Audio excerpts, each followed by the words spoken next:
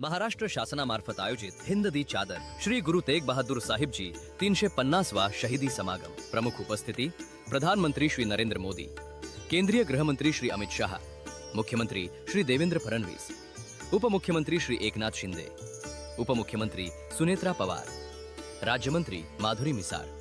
28 February आणि 1 मार्च 2026 सकाळी 8 ते रात्री 10 वाजेपर्यंत ओवे मैदान, खारघर, नवी मुंबई, महाराष्ट्र। आपली उपस्थिती प्रार्थनीय आहे।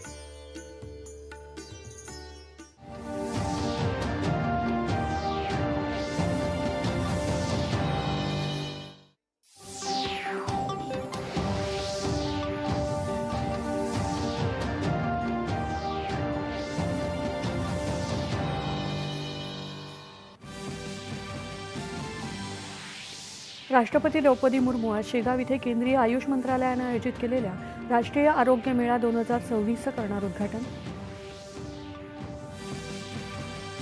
राष्ट्रपतींच्या हस्ते मुंबईत जीवन रक्षण आणि निरोगी भारत निर्माण या देशव्यापी मोहिमेचे उद्घाटन। दर्जेदार आरोग्य सेवा देण्यासाठी सर्व हितसंबंधितांनी एकत्रित काम करण्याचं राष्ट्रपतींचं आवाहन। पंतप्रधान नरेंद्र मोदी आजपासून 2 दिवसांच्या इस्रायल दौऱ्यावर। इस्रायलचे पंतप्रधान बेंजामिन नेतान्याहू यांच्यासोबतच्या भेटीत धोरणात्मक सहकार्य प्रगतीचा घेणार आढावा। भारत इस्रायल मुक्त व्यापार करारासाठी वाटाघाटींचा पहिला टप्पा सुरू। भारत आणि आखाती सहकार्य परिषदेदरम्यान मुक्त व्यापार करारावरील संयुक्त निवेदनावर स्वाक्षरी। सेवातीर्थमधील पहिल्या केंद्रीय मंत्रिमंडळ बैठकीत सेवा संकल्प प्रस्ताव मंजूर।